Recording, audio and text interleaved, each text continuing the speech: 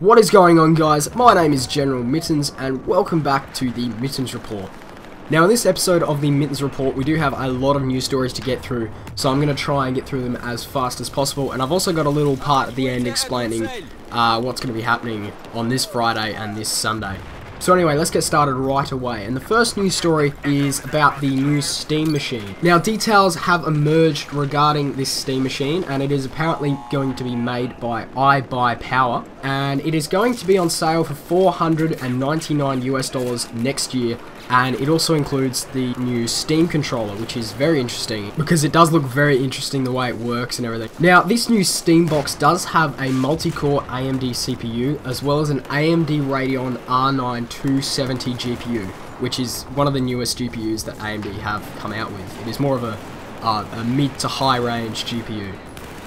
It also has Wi-Fi, Bluetooth, and a 500GB hard drive. There is a PSU built in, and there is a light bar down the middle, across the middle of the console, I should say, that is completely customizable, so it can be any color you want. Now, this is the same price as the Xbox One, except it is far more powerful. According to Cinema Blend, the Xbox One's GPU performance is closer to a 7790, which is a very mid-range graphics card from last generation. Whereas, as I said before, the Steam box comes with the R9 270, which also has 2GB of GDDR5 VRAM.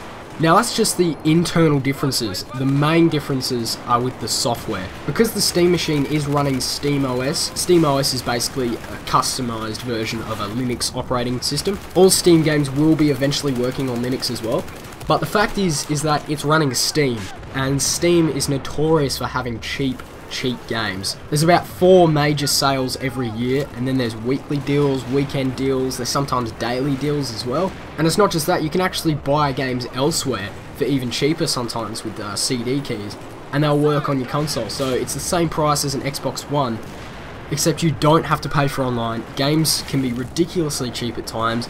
I picked up Batman Arkham Asylum and Arkham City for around $6, as well as the entire Fear series, a few other games as well from the Humble Bundle. This is going to put Microsoft in a lot of trouble, seeing as the console is the exact same price, but it boasts so much more. It doesn't have the full functionality of a PC, but just the games alone and how many games you can get and how cheap they are is enough to get the casual consumer to go, oh yeah, maybe I should. I'm quite happy that the Steam machine is coming out because it does make PC gaming a lot easier. I know a few of my friends, actually, they want to get into PC gaming, but they really they don't want to have to deal with all the issues with having to replace things and finding out what the issue is and compatibility issues. They just want to plug it in and play. And I think this is going to take a lot of people away from, you know, Sony, Microsoft and Nintendo, and they're going to come into PC gaming. Because of the internal specifications of this Steam machine, it can also run games at 1080p at 60 frames a second. Now these Steam machines are apparently going to be customizable as well. I can't remember where I heard that, but apparently you can swap them and all that because they're literally PC parts inside. So this is going to be a great thing for next year, and I can't wait to see how it turns out. The next news report comes to us from EA, and they say that the PS4 and Xbox One generation will last around 5 to 6 years. Now EA's Executive Vice President Patrick Soderlund said this console cycle may have gone on a little bit longer than I would have wanted.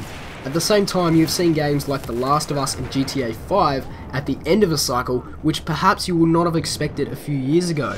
But a 5-6 year gap is what I expect going forward. I completely agree with this. I think that last generation went on a little bit too long. Games started to suffer. Some games were even sub HD at 30 frames a second, and the textures look terrible. And to a lot of PC gamers like myself, this new generation was a bit of a disappointment. It's called the next gen, and yet it struggles to put out some games at 30 frames a second at 720p. Like I said before, I think the Steam machine is going to start mixing things up a little bit, and it's going to change the face of consoles as we know it. I think this should last about 5 to 6 years. My PC is more powerful than the consoles, and even I'm upgrading in the next 4 years. I don't see how these consoles are going to last more than 5 years unless they completely tone down graphics, and it's going to start looking like last generation. So the next news report comes to us from Microsoft, and the Xbox One Day 1 editions are available on the Microsoft Store. Now here's the catch, this bundle costs $699 US. $699 US. That is $200 more than just the standard Xbox One. This edition does come with 12 months of Xbox Live, either Rise, Son of Rome, or Forza Motorsport 5, and Microsoft Complete for Xbox One. It also comes with the extra achievement to mark your gamer tag as belonging to an early adopter. This is a ridiculous amount of money for a console, even if it does come with 12 months of Xbox Live and a game. It's pathetic. It is completely ridiculous. You can buy an Xbox One with one of those games and 12 months for cheaper. I think this is just going back to the days of buying things on eBay that have been sold out and they're going for ridiculous prices. About 3 months ago I was looking for the Black Chest edition of Assassin's Creed Black Flag on PC because it all sold out, and I was on eBay and some people were asking for $800 for the thing, and it's hard to see the worth in something at that price. It kind of makes you question whether you really want it or not. Personally, I think if someone wants an Xbox One, just buy it separately. Just buy the normal, bog standard console and then buy everything, because this is a ridiculous price, and I think it really is just pathetic of Microsoft. Now, the next news report of the week is actually two news reports that I've sort of squished into one. Is that the most popular Black Friday deals were the Xbox 360 and the Xbox One. They reportedly accounted for 61% of all consoles purchased at Target and Walmart over the Thanksgiving sales weekend. Now, Walmart did have a deal for the Xbox 360 which was $99. I'm not sure what came with it, but that seems to be the biggest seller of Black Friday for Walmart. Now, the PS3 and PS4 managed to score 15%, whereas the Wii U and the Wii scored 6% and 1% respectively. Now, this does sound really weird, seeing as the PS4 seems to be a lot more popular than the Xbox One. But the reason the PS4 sold abysmally on the Black Friday period is because they were out of stock. The PS4 is completely out of stock at the moment. It is being restocked next year, whereas the Xbox One is still available in a lot of stores. So this is why the Xbox One did sell a lot, but either way, it was a pretty successful Black Friday for our console developers, even if Sony and Nintendo didn't sell a lot. But it's mainly because of all the deals on the 360 and the Xbox One was still available that people bought it. It's a lot of casual gamers going in going, oh yeah, this one's available, this one's not, I'll just get the one that's available. Now, the next news report of the week is that Steam's concurrent user count grew to 7 million over the holidays. Now, this was mid-morning on the 1st of December. Steam peaked to 7,190,578 concurrent users. Now, that is up from 6.6 million of late January, which itself represented a 300% growth acceleration over November 2012. This really is sort of surprising and not surprising, because Steam has been growing ridiculously fast over last year's holidays and this year. And it's great to see that Steam is flourishing, because Steam is the service to go to for PC gaming. Yes, it is DRM, but it has all your games in one spot and it's really easy to manage. Now, I predict that a lot of these users would have been casual gamers with laptops or using just their PCs that have been lying around to play games. A lot of indie games, a lot of not really demanding games.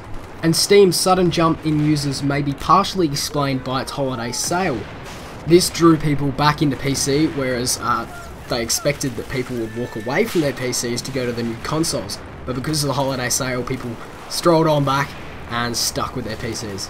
Now, this is great to hear. I love Steam. I think it's brilliant to hear that 7 million people are using Steam.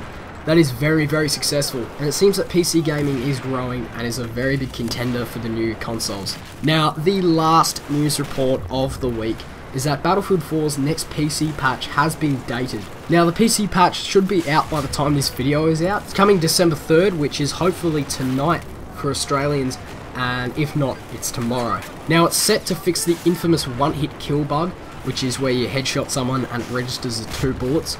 And other than that, it's just a lot of fixes with sound glitches, with blur glitches, all that. Personally, I expected this patch to be out a little earlier, especially seeing as it is double XP at the moment, and they've decided to release the patch at the end of double XP. It really doesn't make sense. I don't see why, because a lot of people still can't play. A lot of people still can't get in there, even though it's double XP.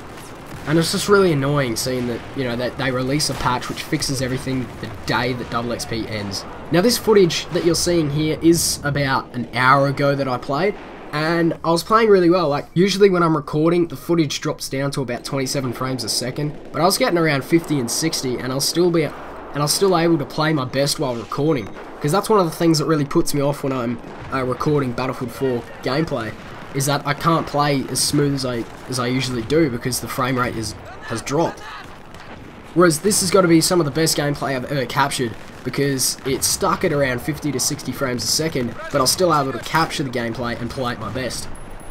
And it seems really hit and miss, because last night I literally could not get into a server. They kept crashing. Now I hope the Battlefield 4 gets fully fixed in the coming weeks, because I'm just about ready to sort of walk away from it. Not trade it in or anything, but sort of just leave it alone for a while before it actually gets fixed. It's really disappointing, because I was really looking forward to this game, and it still seems to be broken after a month and a bit of launch, and it's just really disappointing. So those are the 6 news reports of the week. What do you guys think of these reports? Will you be getting a Steam machine? Do you want to see the PS4 and Xbox One last a little longer than 5 years? Will you be picking up one of the Xbox One Day 1 bundles?